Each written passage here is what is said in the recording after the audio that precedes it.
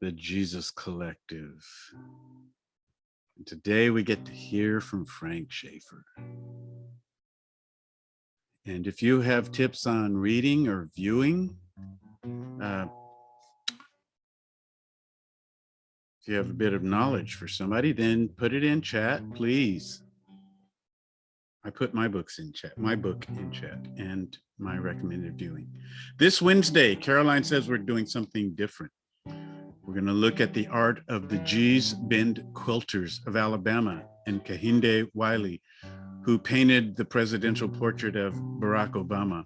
Let's talk about what role art and beauty has in a joyful life and the fight for social justice, and how art and creativity has affected us personally. If a piece of art of any kind has moved you, please bring and share. Our guest today is actually an artist. We're live streaming privately, Jesus Collective. And in just a moment, we're going to have a meet and greet. You can weigh in, you can be silent, whatever you choose. And of course, we'll have communion at the end. Use whatever you have on hand. Thank you for helping us build, whether electronically or by check, to the address on the screen, New Covenant Worship Center, P.O. Box 1661, Santa Barbara, 93116. Today's quote comes from our dear friend, Christina Cleveland, from her latest book, God is a Black Woman. She says, "But what happens when you can't trust the power you're supposed to rely on? What happens when that power is so closely linked to human greed, political power, patriarchy, and white supremacy that it is no longer recognizable? What happens when that power has been irrevocably corrupted?"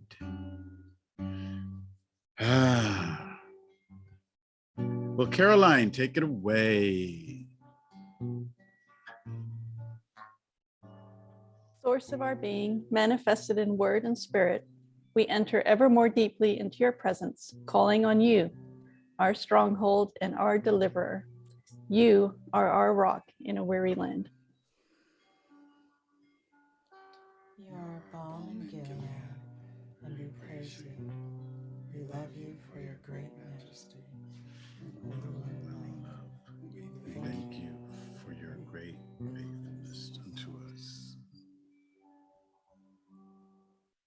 We glorify you, for you have kept us in the midst of it all.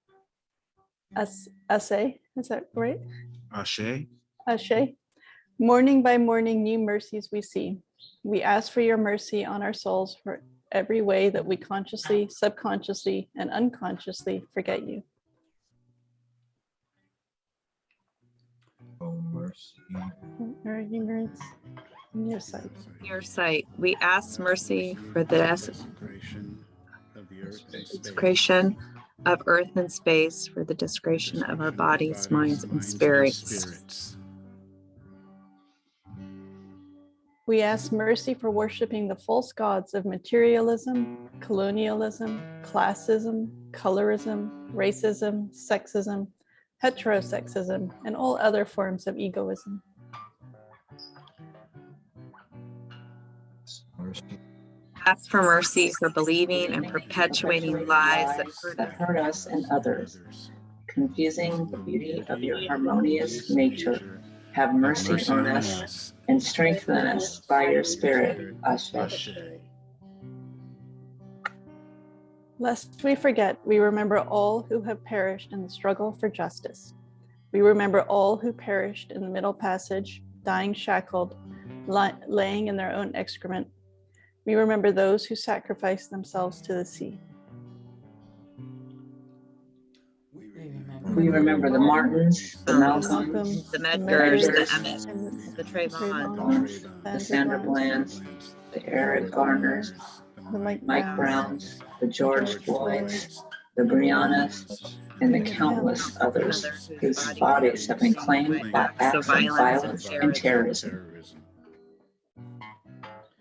Lest we forget, We remember the enslavement, the torture, the beating, the the lynching, lynching, the vandalism, the rapes, the murders, the the massacres. massacres, the genocide. We remember the psychological and physical abuse and trauma.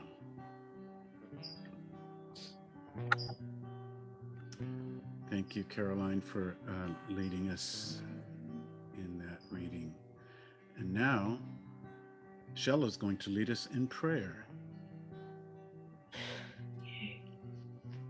So I just start by saying, Holy Spirit, we invite you to be with us in this space.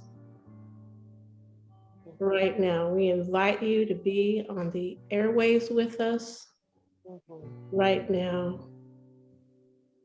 We invite you to reach out to whomever's ears and hearts are open, and we thank you. We're so grateful for life that is coming and life that is here for Logan. We thank you for life, for new life. We thank you for new life that springs up on our earth constantly. We're so grateful for the great cloud of witnesses that cheer us on, our ancestors that cheer us on and wish the best for us. Help us to shake loose everything that blocks our view of you, everything that keeps us disconnected from you and from community.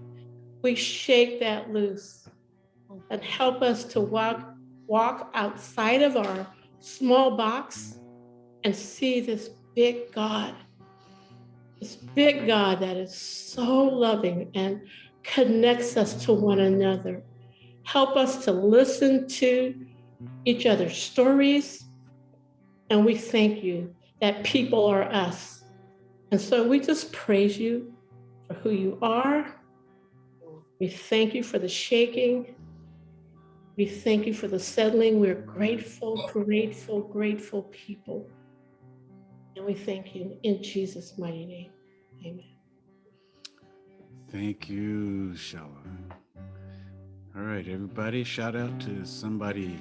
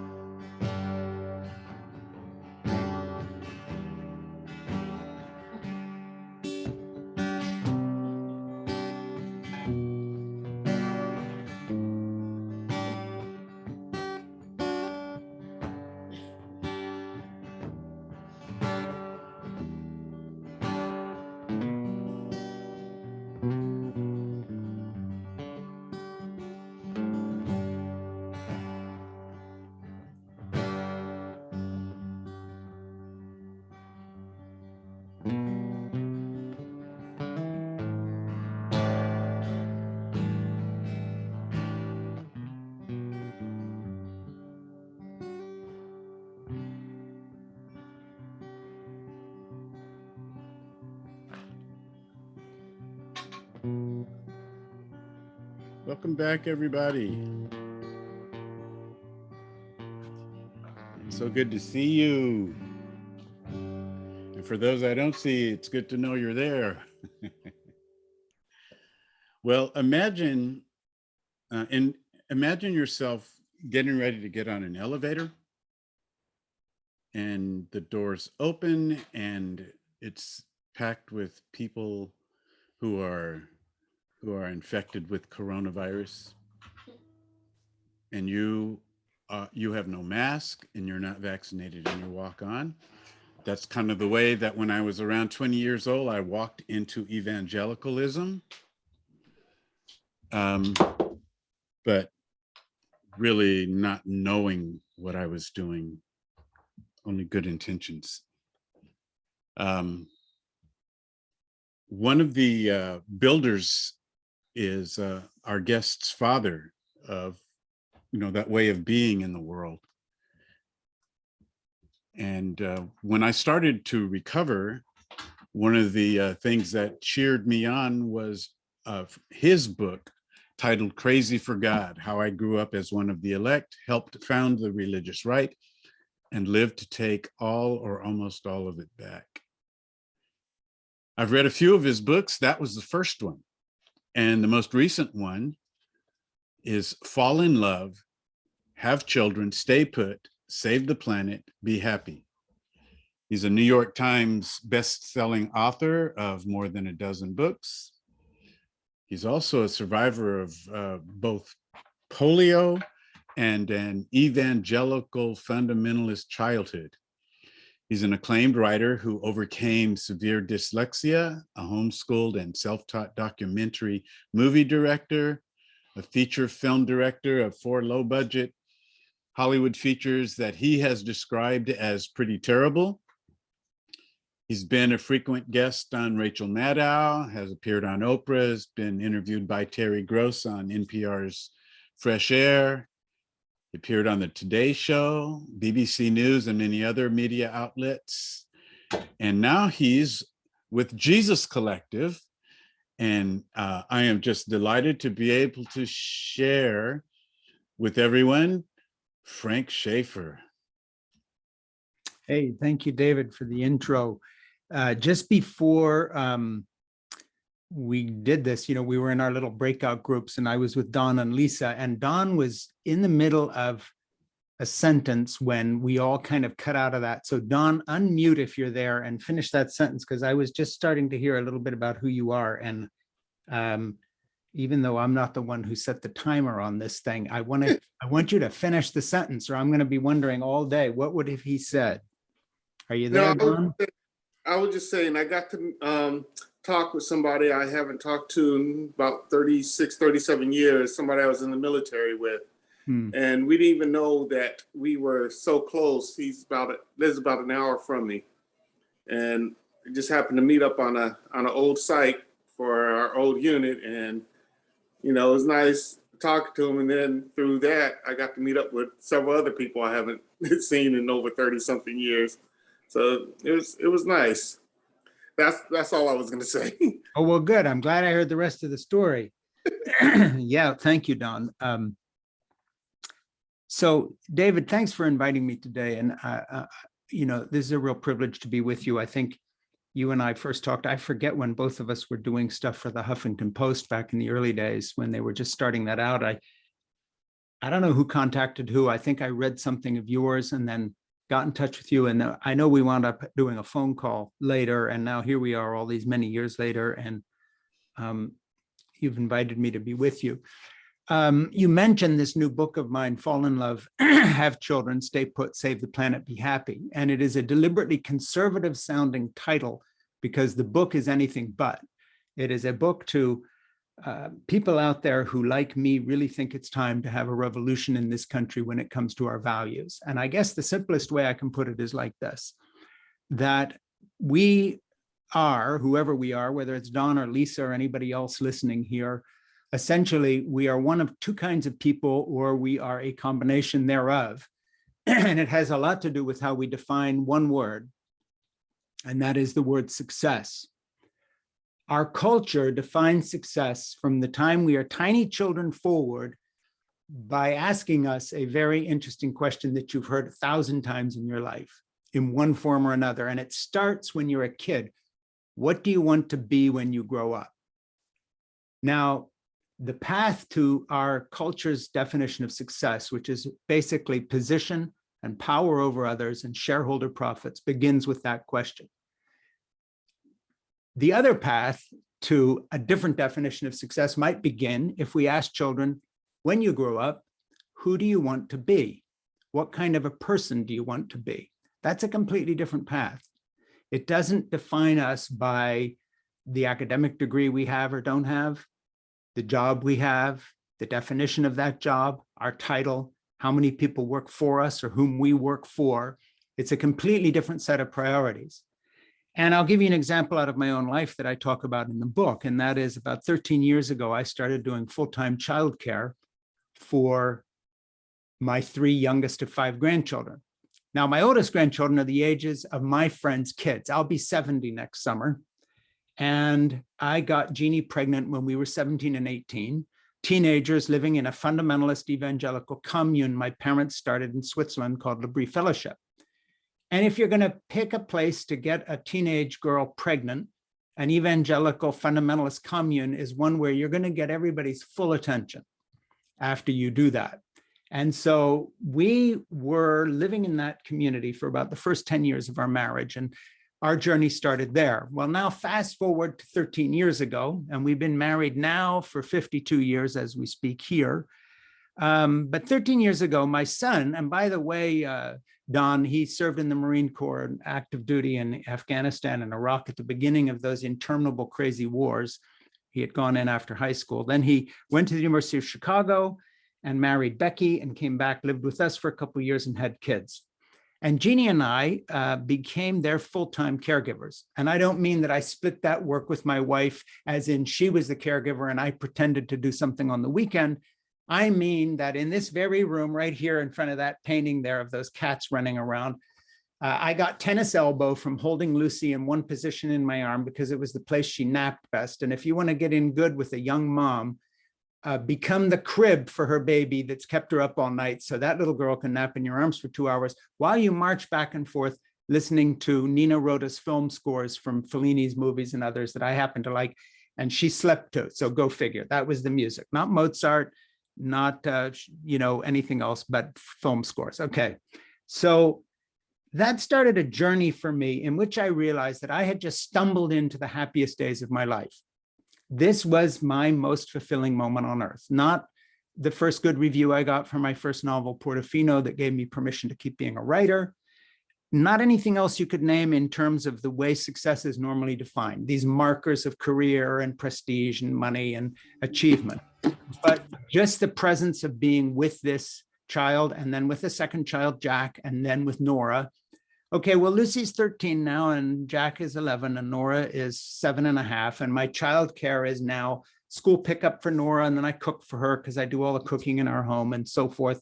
She comes home and we play together.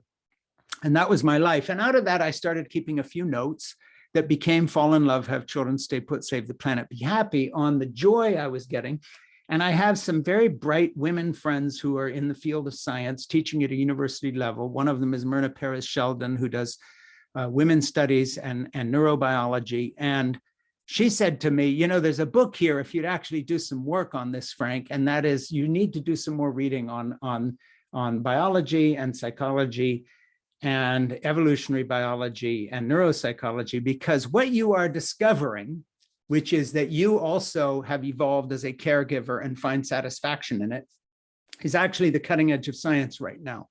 For instance, people like Ruth Feldman, who have discovered that gay adoptive parents have the same neurobiological reaction and the same hormonal reaction and the same brain scans as new moms breastfeeding babies if they connect with the child and spend a lot of time with them. This isn't a female thing or a male thing or a non-binary thing.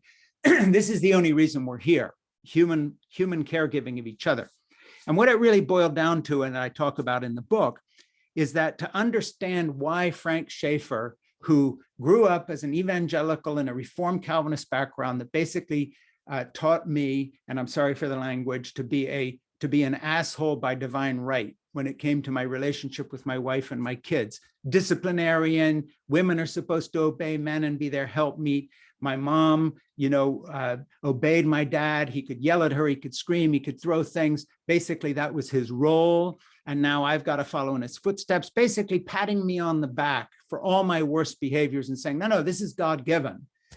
And fortunately, Jeannie, being this wonderful, tough San Francisco hippie princess who I met in 1969, who, by the way, had seen the Beatles twice live in concert and the Rolling Stones twice in concert, and was hanging out with the beginnings of the band Santana up in San Francisco at the Fillmore West and Cow Palace.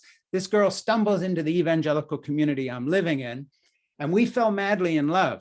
And I started proposing to her about 3 days after I met her. And of course, she thought I was nuts. Here's this 17-year-old kid. This is insane. But she hung around and hung around and hung around. She was supposed to be traveling around Europe with her sister, Pam. And then we have this baby, and then we get married, and so forth and so on and so on.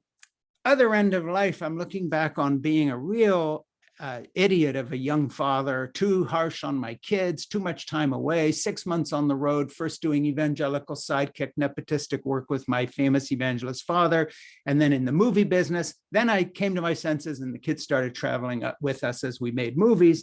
So there was a lot of good there, but also a lot of regret, a lot of things I would have liked to have done over. Now here come these 3 beautiful children. And my son then lives across the street after they move out of our house, and we're doing childcare.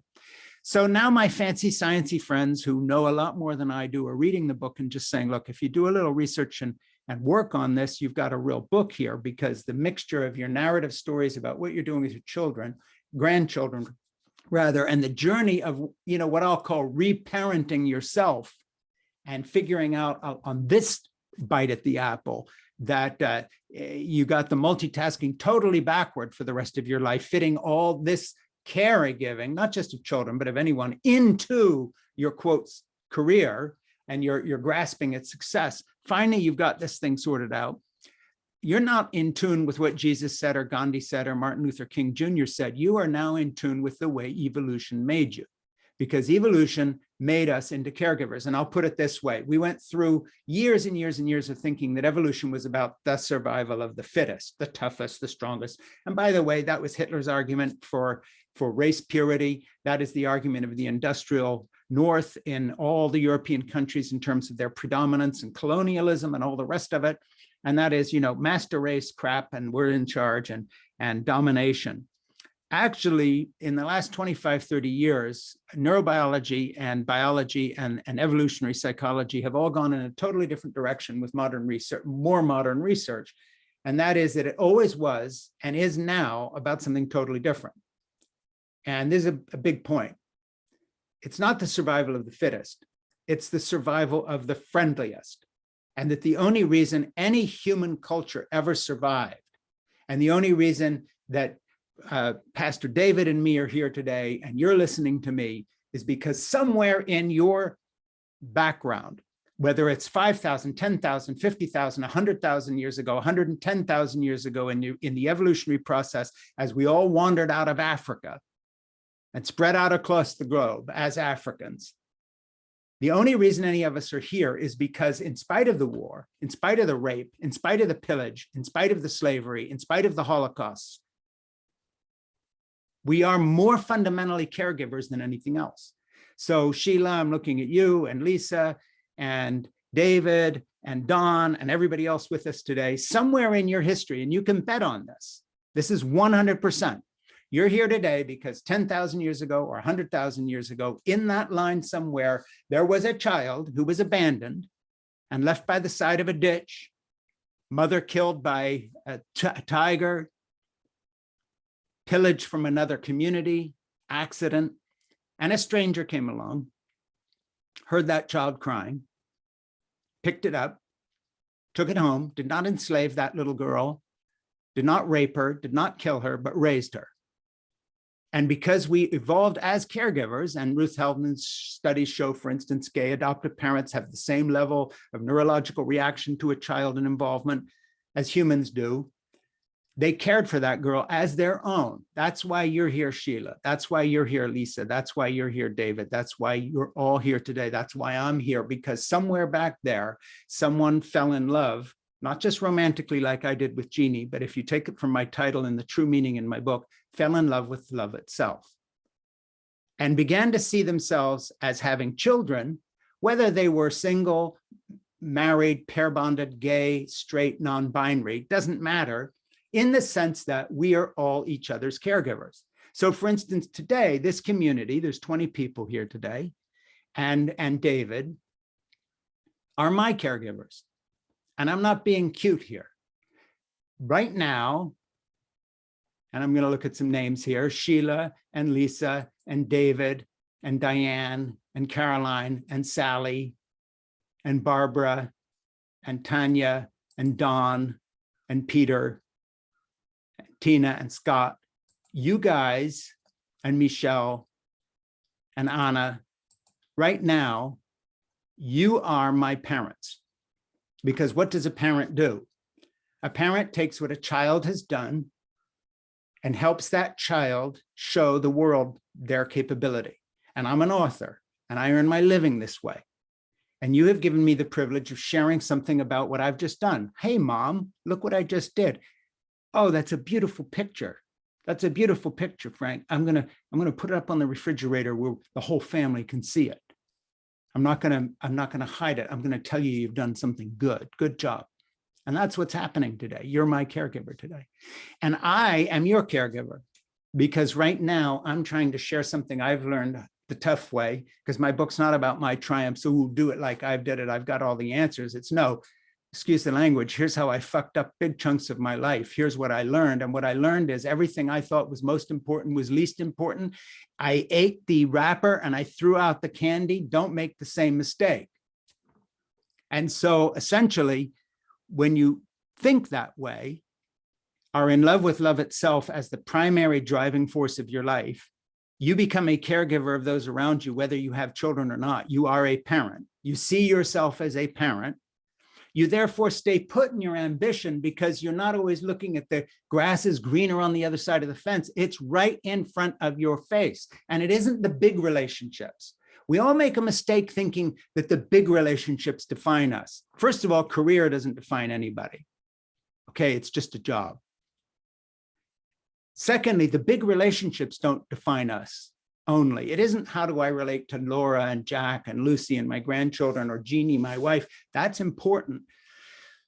But the way you really shape a life and know that you're on a certain path is when you pay attention to the details of what we call unimportant relationships, or those in-between moments, not the big meeting where you're applying for a job, but the interaction with the woman who's bagging groceries for you at the supermarket.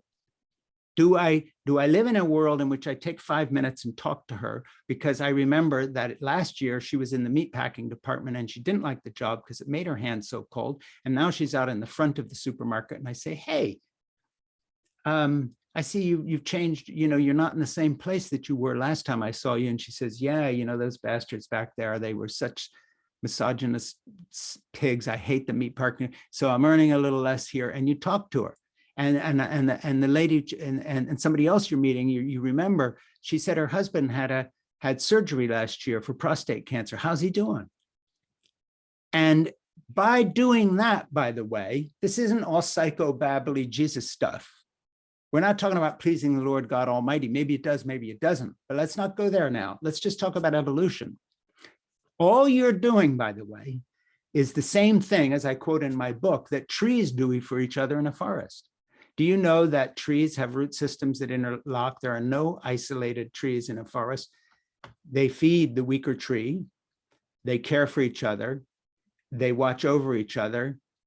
I have a whole chapter in Fall in Love, Have Children, Stay Put, Save the Planet, Be Happy about how we co-evolved with dogs. And actually the cutting edge research from Cornell on dog behavior was the beginning of the process of one branch of science beginning to understand that we evolved first as caregivers. How did we bond with wolves? And how come they're social beings? Because for the last 53,000 years, we co-evolved to the point where we share cancers that no other primate and no other mammal shares with us. It's a crazy thing, but dogs and humans are actually a thing. So what my book is about is really about changing our perspective in terms of priorities and what do we really care about. And there's a lot of practicality in it, as well as stories about caring for these grandchildren and what it has taught me. And then the science. The only thing was this project was going to last, like all my writing projects, 1.5 years, 2 years, 2.5. And it turned into a 6.5-year project because Myrna and my other sciencey friends gave me a lot to read and more homework. And so it's this mixture of the science and the to-do list and the how-to about relationships and all the rest of it. But it doesn't let anybody off the hook. It's not like this is about being white and 70 and married and old and heterosexual. This is about being human. And so I guess the last thing I would say is there was this, and then we'll go to Q&A, and please feel free with your questions or comments. The last string in the book after the grandchild care, and then after that, the science of what you might call love, because love is as scientifically based as anything else. I mean, we can measure the hormones, we can measure the brain waves, we know this exists, oxytocin and everything else, the love hormone. But the third string to my bow here, so to speak, was the fact that COVID hit. And my book calls for everybody to take a self-imposed time out and to think about, what am I putting first in my life? And I'm not being facetious here, because God knows I'll never joke about COVID. I have friends who died of it. One of the godmothers to one of my children died, and other people close to me. Without any irony whatsoever, COVID basically sent this country, the United States, and indeed huge chunks of the human race, to a grown-up timeout. Sit on that staircase for 20 minutes and think about the fact that you cannot do fill in the blank, except it didn't send us to our room for 10 minutes or 15. It sent us to our room for a year. And out of that year came tens of thousands of people quitting their jobs and resigning because they wanted to keep working at home. And other people asking for pay raises, and other people saying, where the hell's the childcare? And other people saying, you know what?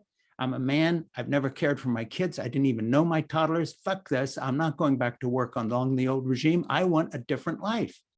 And so the timeout has actually resulted in sort of speeding up, as if my book had become a global bestseller, which it isn't. It's doing okay. You know, I hope you buy a copy and write a nice review on Amazon for me as my caregiver today. End of commercial pitch there. But that said, it's as if everybody had gone out, read the book and said, okay, we'll give it a try. We'll all go home for a year and think about what we've done wrong. And it wasn't just interhuman relationships, it was the globe. Measurable levels of pollution were the latest since the 1800s. For a few minutes, when everybody went home and turned their cars off and jet planes landed, no jet trails in the sky. Pollution over China was so low that the dramatically different photographs from outer space of Beijing and all the rest of this showed it without even measuring the air quality. So there was a timeout, and it was basically Mother Nature saying, you know what, you've got two things wrong. You're raping your planet and you're exploiting each other. And if you can't get this right and do it in a hurry, you're going to have a problem. So go home, think about this, think about your priorities. What's your idea of success? Shareholder profits? You're screwed. Taking care of each other, there lies the path of healing, and healing not just of human relationships, but the planet. So that's what the book is about. It's been out a couple of months. I hope you read it. It's a mixture of the storytelling about the kids, the science of human relationships, and above all, this idea that you have two ways to define success. Am I defined by my job? Am I defined by my power over others? Am I defined by the amount of money I have or the shareholder profits I generate for somebody? Or am I defined, and here's the kicker, by the quality of the love and the giving and receiving of care in my interpersonal relationships, both that I get and that I give? To put it another way, and I'll end here and we'll go for questions.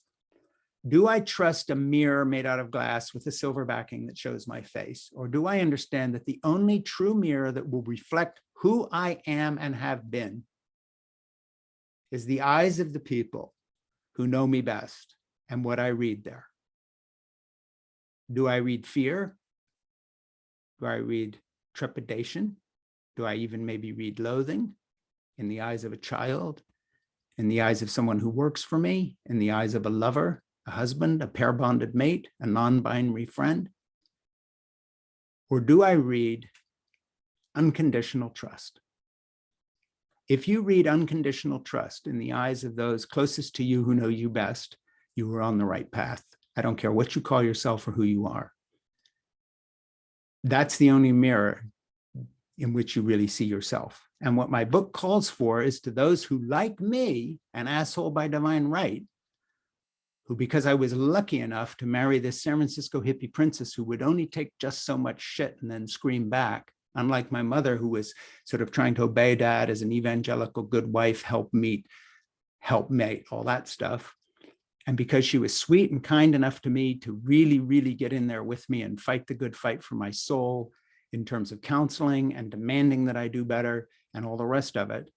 And because I was so fortunate in the fact that with these children and my grandchildren, I learned slowly the value of what really makes life worth living.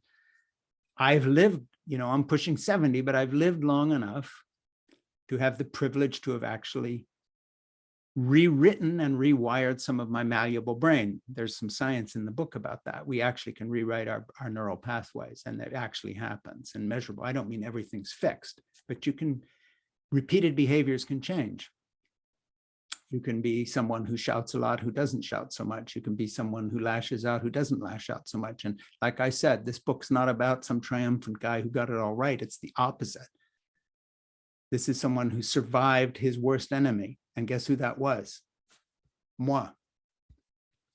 And so that's a story within the story. So anyway, with that said, Pastor David, I'll be glad to take questions for anybody who wants to unmute, and just please ask me or comment or do anything you want to do, and we'll go wherever you all want to go. Hi, Frank. I'm Tanya. Hi, Tanya. I'm going to be leading our discussion today. First of all, as your caretaker today, I wanted to tell you that I'm really impressed that you did not show what I'm sure is being starstruck, because even though you hung out with like Oprah and those guys, now you're with Jesus Collective. And I appreciate that you have not been starstruck by us, because that's pretty amazing. So anyway, I'm jesting. There you go. I know. But thank you so much for your words. I think that that this is so timely and something that we really needed to hear today. So I have about 12 questions, but let me just ask one and then we'll open it up for everybody. I don't know if you read David Brooks's recent opinion piece in the New York Times, but he talked about the evangelical church. So this is really on my mind. I just read it. And in fact, I quote Brooks a couple times in the book, because he also has written pieces on, I don't agree with all his politics. He's more conservative than me, but when he writes about human relationships, he really nails it. And he's got some good stuff in my book. So yeah, well, I did read the piece. Yeah, the article is very interesting. It seemed somewhat thorough for just an opinion piece, but I'm just wondering if you're seeing the same changes in the evangelical church, and how you see that kind of going, and if you think people could be moving towards this idea of more caregiving with each other, and kind of more the idea of what you are proposing. If you're seeing any of that at all. I would say broad strokes, when you look at the poll numbers, I like David Brooks' piece, but broad strokes, when you look at the poll numbers and realize that 70% of the evangelical voters in the Trump camp, so it's not all evangelicals, it's evangelicals who vote for Republicans, are now, are still saying the election was stolen. Trump is the rightful president, and so forth. So in terms of moving the needle in a way that's measurable, I'm saying, no, I don't think it's changing. In terms of moving the needle when it comes to individuals, I think there's individuals scattered out there who are having some doubts. There was an article today I read about the fact that there's a lot of people within the Republican Party in leadership positions worried that Trump will lead them to disaster if he would be the next candidate, and that their next election is winnable if that's the case. But that's more pragmatism. When you look at this heavily armed, militarized, white nationalist, Christian nationalist, evangelical groups, of which Franklin Graham, for instance, and all these other leaders have become part of, it's pretty damn discouraging. And especially for me, whose family, with my father, Francis Schaeffer, working with C. Everett Koop, and all the connections we had with politics in the day, in the 70s and 80s, when I realized that our family's got its fingerprints all over this, and that we were a stepping stone to where we are today. I've spent the last 35 years working as hard as I can with writing and talking and speaking to take things in a different direction. And I've certainly not managed to call anybody to their senses. When I look at the evangelical community, there are friends of mine like Pastor David, who's working with you there, but he's an individual. And he was sort of in the evangelical thing already having questions when he ran into my books. Have I met a right-wing radical, militia leader evangelical who somehow read Crazy for God somewhere and said, I'm changing my mind? No. And when I look at the whole movement, it's not a positive movement. Okay. Thank you so much. So there's a lot to unpack here. I love how you involved, how you talked about the science and the evolution as well. So I'm just wondering what people are thinking. Let me see all your faces here. So I know you guys have comments. David? I have a question. Frank, we steamrolled a lot of lies early in life, including our own families. In what ways do we dismantle that, or have we been dismantling that? It's a really good point. I mean, it so happens that my daughter Jessica, who's now 52, you get pregnant when you're 17, and then your daughter has her first child at 22, 23. Then all of a sudden I got this daughter visiting me this weekend drove up from Connecticut, who's got an age stuck to her name that's like, aren't I 52 now? No, you're 70. So basically, it's funny. My kids are showing up the age I thought I was until they got that old. And she, it's an interesting journey. I mean, my granddaughter, Lucy, who I took care of here, and Nora and Jack, had a grandfather that is the same person genetically, but a very different caregiver than I was with Jessica. And with Jessica, we had to rebuild a relationship in that I was way too harsh with her. And tears were shed and apologies were made. And at one point I can remember, and again, I'm not trying to be maudlin or too emotional here, but I can remember being out on a trail hiking with her in Finland near where she lived, because she was in Scandinavia with her Finnish-American jazz composer husband. And I can remember talking about slapping her as a little girl, and actually at one point just fell on my knees and begged her forgiveness. And I can remember Jessica, being such a sweetheart, reaching out to my hand and saying, Dad, you were doing the best you could given what you were, given what you had yourself. And you've changed, and I forgive you. And okay, that doesn't wipe all the tears away and the wounds, but we rebuilt. So I have known the power of forgiveness in my life. And I guess that's made me be radically honest when I write and just talk about, hey, this is the damage we did, and I am really, really sorry. Because if you do that in your personal life, you're able to talk about it more publicly in your more public life. But that's sort of a dramatic example. But the big one is just to really be there for my grown children now. Totally. I mean, it is genuinely unconditional. So move back in if you need to. Need to borrow money? Okay, we have some. Now you can make that down payment on whatever it is. Just go the extra mile in this next stage of their life. And just, I got some things wrong before, but you've got my unconditional love now, no holds barred, no preconditions, and then be there for their children.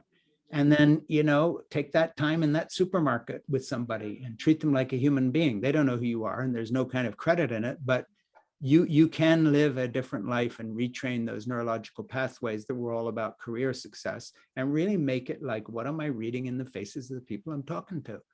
And if you get there, the funny thing is, this sounds altruistic, like, ooh, he wants to be such a great person. No, it's nothing to do with that. This is what I call informed selfishness, because the be happy part of my book is the exact opposite of try to be happy yourself. The weird thing is, and this really is Jesus stuff, evolution and Jesus have the same message. The happier you try to be yourself by concentrating on your own needs, the more unhappy you will become. Go build yourself a space rocket, see what that gets you. Make $1 billion, you're going to want another billion. This way lies madness. But if your life is actually geared to first your inner circle and then an outer circle of really trying to find joy in giving other people joy, the nutty thing is all the neuropsychology, all the studies, everything says, forget Jesus for a minute. If all you wanted to do is feel joy and meaning and purpose in your life, buying a Mercedes SL 300 because you've always wanted this antique collectible, they've made studies of this. And you're going to be happy with this purchase for about 10 days. That's how long the kick lasts. You'll enjoy it, but your big rush is about 10 days. Do an act of gratuitous kindness and altruism for somebody. It'll carry you through your darkest depression 5 years later, just to remember that once upon a time you were in a checkout line. There was a lady buying diapers who looked like she didn't have much money. And she was going to go put some back on a shelf because she didn't have enough to pay. And you stepped up and bought her a stupid big basket full of diapers. You can draw on that 10 years later, and they've done studies with wires and hormones of your brain that will lift you out of an incipient depression faster than any single recall of what would be judged a big success or a big happy purchase. This is science. This isn't Jesus. And it's just weird that Jesus's teachings, and I have a little theory on it I talk about in my book, and that is the reason Jesus's teachings resonate is not because you've got to decide whether he's the son of God or holy or a religion. It's because, like all teaching that resonates with who a person really is and who they evolve to be, which is primarily as a caregiver, not as a profiteer. That's how we evolved. Obviously, if you're living in tune with your most inner essence, you're not running your head into a brick wall every 2 minutes trying to do some big, fancy, ambitious thing. You're actually being nurtured by the stuff that really gets in amongst us, to use that weird British expression, which is sharing and giving of love. There's a book that just came out. That should be a mirror image of my book, Fall in Love, Have Children, Stay Put, Save the Planet, Be Happy. It was published last month. And the title just leapt off the page, and it's just about it's a how-to book, and it's called How Not to Die Alone. Well, where the hell are we if somebody has to write a how-to book called How Not to Die Alone? I mean, what the hell, guys? If you wanted a warrant on the failure of Western civilization as it now stands, we got to have a how-to book on how not to die alone. Give me a break. So, my book is the counterpoint to that. And how not to die alone is not by being a white male heterosexual who's 70, who had his own kids. Fall in love with love itself. Doesn't matter if you're, unattached, non-binary. That's not what I'm talking about. Have children. We're all each other's children right now, this afternoon. Okay. This is having children. Tina's Tanya's my child, and I'm her child right now, because she asked me a question and let me say something. And same with Stay Put, Save the Planet, Be Happy. So, that's a long roundabout deal, but you've struck a nerve on the book if there's some other questions. Well, you covered you covered your family, but what about the churches and institutions where we did damage and they won't invite us back because we're not going to do damage anymore? Well, good luck trying to get invited back to Liberty Baptist College, where I spoke when Jerry Falwell was running his school. They liked me then. They would not like me now because the message has changed, no matter how lovingly articulated it was. But what's interesting to me is I do get email from individuals who related to that part of my life and who made their own journey out. And then perhaps some of my work helped them. But, the fact that you and me, David, are people who did damage and now we're out. If we can change our minds and see the light and understand what we're doing now and its importance, that's a good indication that it is possible. There's some hope in that. But no, I don't have any simple formula for getting back in there. My book comes close in the sense that I say, hey, you want family values? Fall in love, have children? You want family values? I'll tell you family values. We were selling fake family values. It was thinly packaged misogyny in the 70s. Real family values is about real choices.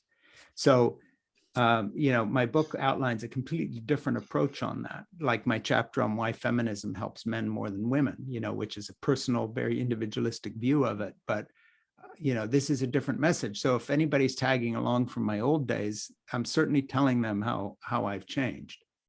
They're not going to invite me to Wheaton College to speak to tell them, but there's still a free country in terms of what you read. And hopefully I can reach some people. Thank you.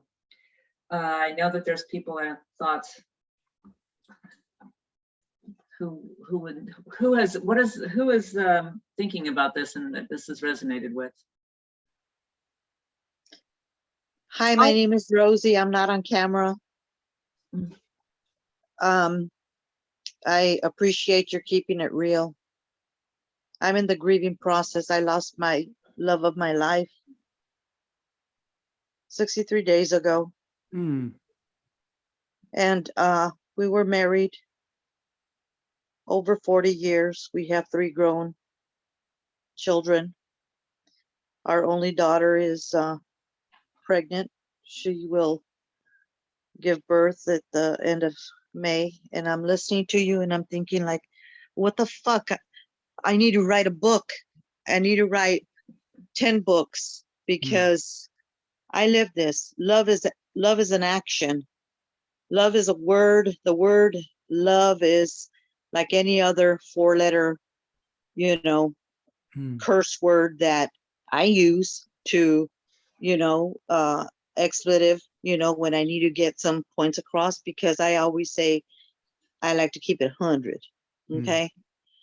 And that we live by love is an action. We act out love wherever it is that we are. To me, like I don't get starstruck, because I just think like I have some family members that are like super mega Oprah fans and think like, oh my gosh, I did you watch who gives a fuck what Oprah has to say? I'm keeping it real like that right now, Frank, I'm like, you know what? I am who I am. My mother used to say in Spanish, God rest her soul, soy quien soy y no me parezco a nadie. I am who I am. And I don't try to pretend to be like anybody else. But that is what my children, have seen all their lives. So I appreciate you keeping it real like that. I am happy that you came to that reality for yourself about, the screwed upness that, you lived, that you were, sometime back, and that you've made amends with it. I think that's beautiful. And like I said, damn, man, you know what? I know that you're well off from the sense of, you're known through your books and whatnot. And I'm thinking, shit, man, I have a hell of a lot to share, and that I have shared, and I've said for many years, I need to write a book because I do write, and I'm thinking I need to connect with you, brother. I do see it as a God incidence. I do see it as a Jesus incidence, not a coincidence. So I understand science, but I give credit from my heart to where I feel credit is due. And I feel that the end result or the beginning result of everything is Jesus. That's how I roll. That's what I feel. That's what I think. So, to say leave Jesus out of it, I feel is like, let's keep talking, bro, because I feel like, no, Jesus isn't everything. And everything is in Jesus. I wouldn't disagree with you when you put it that way. I would just say that when you're talking to a broad audience, many of whom were so burned by religion when it came to coming packaged as Christianity, you try to show people that the argument for kind of a basic humanistic approach to life of putting people first and falling in love with love itself, as you've just been talking about in your loss and the 40 plus years you were together, that this actually makes sense on all levels and it's not just something religious. So that you have to give people confidence in the fact that there is such a thing out there as facts. And one of the facts is that if you put human relationships first, it actually leads to being happy, whereas pure selfishness and the desire to be happy actually puts you in the opposite place. And so what I would say is that, I talk somewhat about spirituality in the book, and I have in my other books, but in terms of this argument, the amazing thing is that, you can go firing on all pistons because it's a spiritual argument, but it's also a science argument. And in terms of arguing this with people who have put career first, for instance, and thought that the whole purpose of their life was to get that fancy education and a job and a big title, and they still aren't happy. They're still not satisfied. And it's because, of course, they've been chasing the wrong thing. That doesn't mean we don't need jobs, but there's actual neurobiology and science to show that. So, from a Christian point of view, from your point of view, putting Jesus first, it ought to be very encouraging to you, because it turns out that what Jesus was talking about in terms of how to treat other people is true in every single sense of the word. It's not a religious belief. It actually is verifiable. And that's what I'm talking about. Yeah, that's So awesome. Yeah. Yeah, thank you. Barbara? I just wanted to say two quick things. Thank you so much. I feel like right from in the first minute of your talk, it could be like life-changing for me in terms of that one question of what do you want to be, or what do you want to be when you grow up, versus who do you want to be? I mean, a lot of us are in education. I just had a kid in my office on Friday that was in crisis, and I was like, well, what are your goals? What do you want to do with your life? And that's like just the twist in that question is like everything. And thank you for that. That could be really life-changing for me. And the second thing is, as I was just listening this morning on the TV, Fareed Zakaria was just giving us, asking the question of about COVID in America and why we've done so horrible. And he was, I don't know if you saw it, he was giving all of these massive studies, and basically the bottom line was because of trust, that we don't trust each other and we don't trust our government, and that is why we have done so horribly with COVID. And I was just, the question I guess is, how do we build on that? Like, how do we get there? How do we trust each other again? Well, it's interesting you bring it up, because the point you first made and this point are totally related. Because obviously, if you're in a culture where from a very young age, you're being asked, who do you want to be when you grow up, rather than what do you want to do? Those are totally different things. I mean, do you want to grow up and be a kind person? Do you want to go up and be a good mother, a good father, a good friend, a good lover? Those are very different questions than what do you want to be, as in job title, educational attainment, trade school versus university. That's where we push everybody and we measure them by it. And then we wind up measuring ourselves by it. Well, in that world, why would you trust anybody? The whole job is to get ahead, not trust people. There is no community. As soon as you see your relationship as power over others rather than power under, you've got a completely different mentality. And now you're exploitative in your relationships. And it's not just if you're running a corporation, it's anybody. So, for instance, looking at the dynamic of my marriage with Jeannie, my long learning curve and everything aside from that,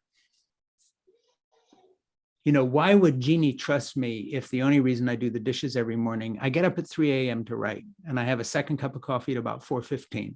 And when I have that second cup, I clean the kitchen and have for years. Okay. What engenders more trust in Jeannie? That I do that because she demanded it of me, because she read a book about a checklist of things you make your husband do, or because the thing that actually genuinely, authentically, really, truly makes me happiest is when she's happy. And this small 15, 20-minute investment in her life every morning means that when she gets up, she walks into a sparkling kitchen, makes a third cup of coffee for me, because I then leave my coffee cup there as a signal I'm in my office. She knocks on my door, we sit down and we talk for an hour and we love each other. So what engenders trust more, a culture of who you want to be, or a culture of what do you want to be when you grow up, as in like, what are you going to make me do? So it's the same in relationships. If the jobs we share at home, you know, taking out the garbage, doing the dishes, cleaning up, changing a baby, whatever stage of life we're at, if it's a checklist of duties forced on us by a partner or a corporation, if it's in business, and you're being made to do this because of a power position of a spouse who can make your life hell, either male or female or non-binary, doesn't matter, or a partner or a corporation you're working for, or it's done because you know you're valued. So, you know, it's not a checklist any longer. So actually your first comment about who do you want to be when you grow up rather than what do you want to be really translates across the board into life. And so it's political leadership. You know, what is our government there for? Is it to make sure that everybody's treated in a way that there's not any single mother left in America who gets inferior medical care and has to work 3 jobs and goes back to her goddamn job bleeding from her last delivery because she didn't get any parental leave? Or do we treat her as if she's my child and no, my daughter's not going back to work the next morning. She can live in my house for free for a year. And if that was the mentality, you would have a people who trusted their government because somebody's going to bat for me, not some big highfalutin, you know, war somewhere, but going to bat for me where I live. I used to get paid $7.50 an hour, and now I'm getting paid $22.95 an hour. I have health care, and I got a full year off when I had a baby, and then some childcare to help me afterward. That person has a different relationship with their government because their government is treating them as if they love them. And I know that sounds idealistic, but it can happen and is happening in some parts of the world. Those populations did put their masks on. I give you New Zealand, female leadership, where people did comply. And they had a very low incidence in the first go round. I give you New Zealand when they had a Muslim shooter, a person who came in and shot a bunch of Muslims in a thing. The whole nation went into grieving, led by a woman who said, these are our children. This Muslim community, they are not the stranger in our midst. They are our children. We have been shot. We have been killed. A whole different level of revenge-free leadership leads to an entirely different package. So this is not idealism. There are places you can look and see the world works better, even on the macro scale. So we can do it.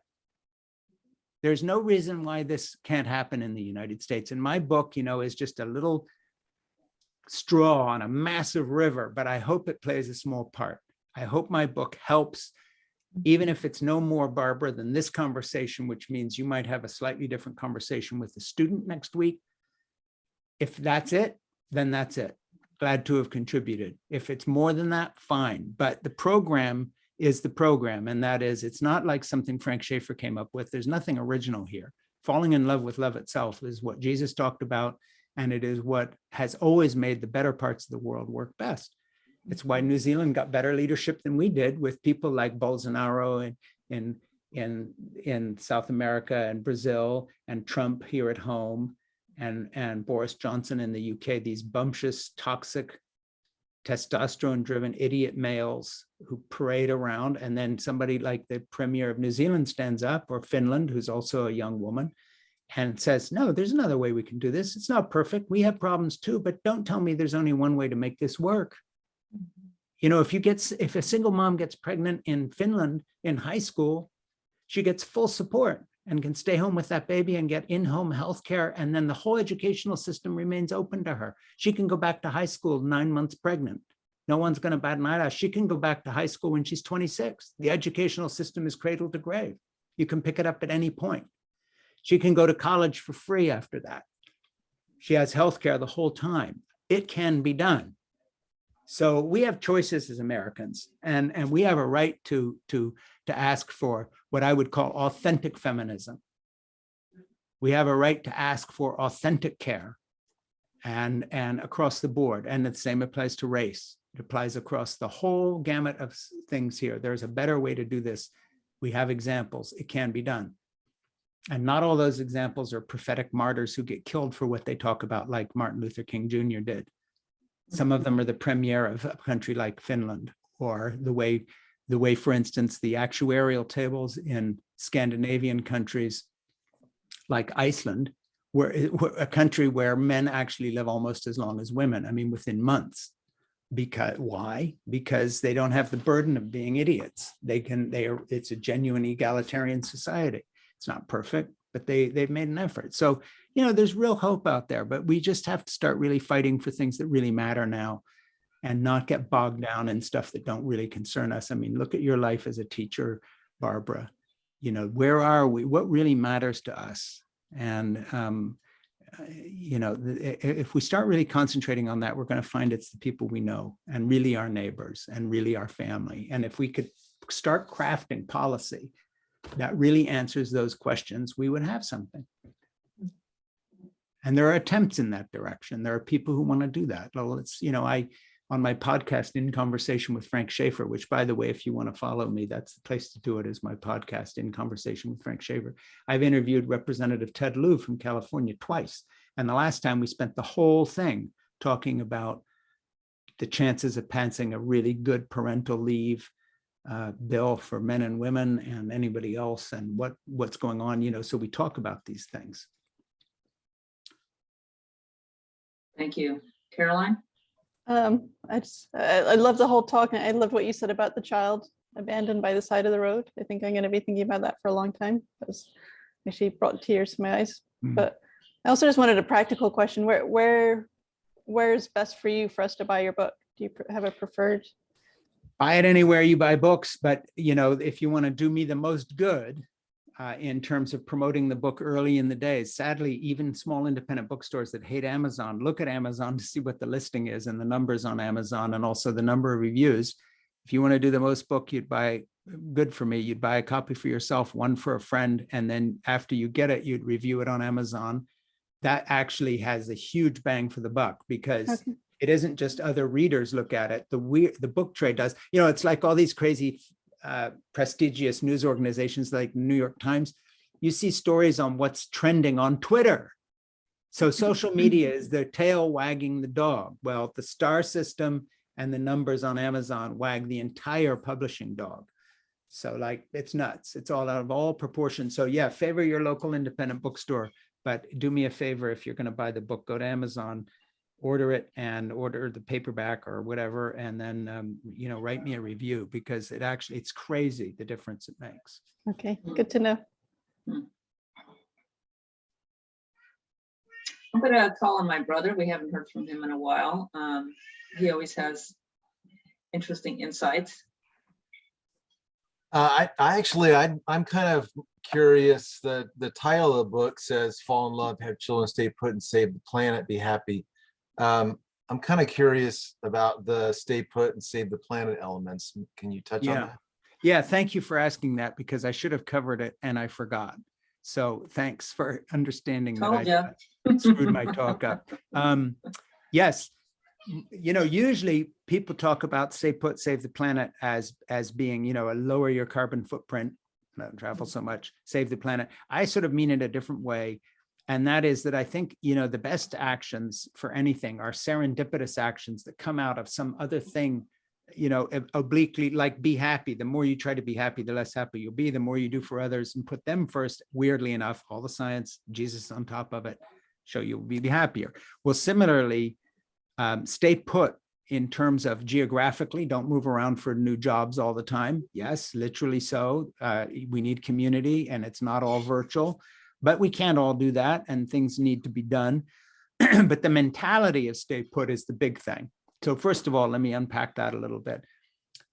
I'm sitting here talking to you, and there was Tanya was a little bit facetious at the beginning about, well, like I've been on Oprah and now here, I hope you're not Star Trek. But the thing is, if you look at that, I'm glad, Tanya, you brought that up, because that's my version today of staying put. It's not like you'll do a book club and there has to be more than 20 people in it.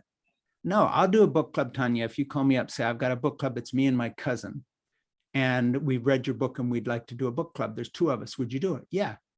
as time permits. I mean, there's so many hours in the day, but I never say no based on anything to do with that anymore, because I genuinely believe that staying put means the grass is not greener on the other side of the fence. It's like in the old days when I grew up in Switzerland, I used to hitchhike a lot. And if you stood by the road for 2 hours in the rain and nobody picked you up, when the car finally stops, your temptation is to come up and say, where the hell have you been? Well, wait a minute, this guy's picking you up, nobody else is.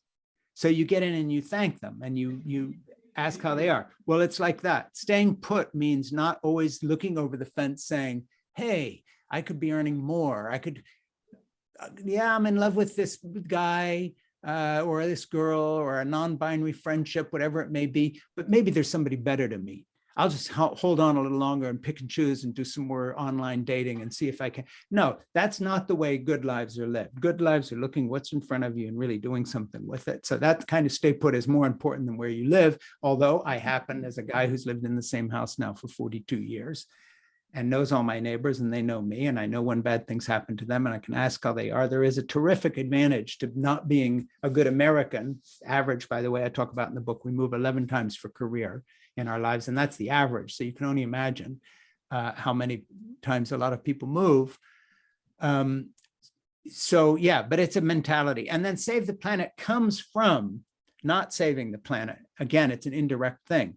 But if you're in love with love itself and you're looking at the people around you as your community and your child, and you're a caregiver relationship to them, and you're staying put in your ambition, it's not always bigger, better, huger. Now I'll build my own rocket. Now, you know, we'll do the thing. It's stay put in the sense of, no, I don't always have to write bestsellers. I'm trying to write books that are true. No, I'm not taking every invitation that comes along because Jeannie and I have enough to live on. We're getting Social Security now. We're on Medicare.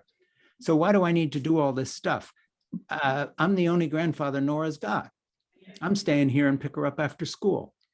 Weird thing, you save the planet, because the fact of the matter is caregiving relationships with the world around you do not say my job in life is to be the most successful with the most money I have. You know, when you chase those shareholder profits out to their limit, you're doing a hell of a lot more to the planet than a mom sitting alone on a beach breastfeeding a baby. It's the guys building the jet skis that are annoying her and waking the child up, roaring by and back and forth in the water. The people who chased their career and decided enough was not enough, and now we'll start a jet ski division to Kawasaki because there's money there too. Fuck the environment. She's not that person. So all I'm saying is that weirdly, again, there's an indirect road to these things. If you get the value of fall in love and have children and stay put in place, you wind up actually doing good things for your planet, because your life and those around you and your culture, if you're the government, is not driven by GDP. It's not the gross national product that matters. It's the gross national level of human satisfaction and happiness, which actually steers away from consumerism and says, hey, what do you need this big shitty new flat screen thing again, bigger, and the other one's out in the trash. You can't even sell it. You got to be kidding me. You never needed this shit anyway. Why are you adding to what you already have again and again and again and again? Because to hell with Black Friday. Quit this nonsense, get off the thing for a while, pile some firewood and live a little more organic life close to the people around you. This has a massive knock-on effect. So I would just say, it's like the be happy thing. The fastest road to it is not necessarily the direct road of, the immediate militant activism, but then back into consumer business as usual. My ambition is to be running the biggest NGO in the world. I'm against capitalism. So now my success is based on how big a position I can have in this big Food for the Hungry program. Now you're a shitty father again, because you're still on the road 6 months of the year chasing this success thing. And so what? It's for a ministry, but it's still crap. So if we all got back to the basics of relationships first, you would find a lot of these other things. I didn't say they'd be fixed, but they would be better. That's all I'm saying.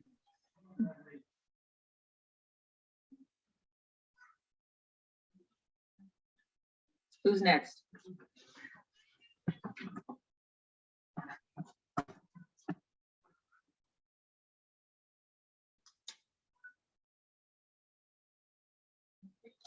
Sally, we haven't heard from you today. I mean, is this your second time hearing Frank? Yes. So you may have some insights. Yeah,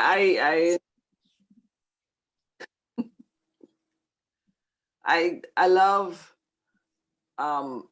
Frank's honesty. That is just so refreshing. But my personal perspective, I mean, everybody's talked about a lot of stuff, and you made a comment, I'm not sure if it's in this service or the previous one, about the scientific relationships with humans and dogs. Mm-hmm. And that just struck a chord so much with me because I am a huge dog lover. Mm. And I find myself sometimes, I'm thinking, I empathize more with the dogs than with humans. Mm-hmm. So it's like, okay, what's up with me, you know, kind of thing. So Yeah, I hear you. You know, that's my just dog where my head is at right now. Well, you'll be glad to know that this entire book was written with my little rescue dog, Zip. He gets up with me at 3 a.m. He sleeps in our bed, and then he gets up with me. We have a whole routine. He climbs inside my bathrobe. And so while I type the words of this book, okay, right here on my little keyboard here, it so happens that Zip always puts his paw on my hand and holds it there like, oh, we're both typing.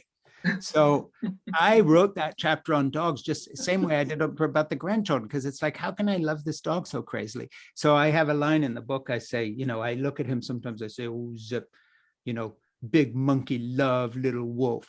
That's what we are. A big overgrown, over-evolved monkey loves the little wolf. How did this happen? And the funny thing is, you know, if you do the reading on it, dog behavior stuff is amazing. I finished that chapter saying, listen, you can do a lot worse than just imitate dogs. If you could just go from our paradigm of what we think of as success as to what dogs think of, loyalty, bonding, care for the other, socialization, we could all do a lot worse than just say, okay, you know, humans are obviously screwing things up. So how, you know, why do we love dogs so much? Because they behave the way we wish other people did. That's why. And that's because, look at the unlikely scenario. The most dangerous predator that most of our ancestors lived near, a wolf, you know, one of them comes into the firelight and somebody says, okay, instead of throwing a spear at this wolf, I'm going to throw a scrap of meat to him and see what happens. One thing leads to another. 53,000 years later, Zip, who's a mixture of Dachshund, Chihuahua, and Jack Russell, I have a polio leg. I had polio and my left leg is atrophied and it gets cold. Zip always climbs under the covers, finds that leg and warms it. I haven't trained him to do it. He lies down next to the cold leg. That's not the most comfortable leg. And then it's like having a little hot water bottle down there. So I wake up in the night, Zip repositions himself, helps me get back to sleep again. Okay, where the hell did this guy? I mean, my great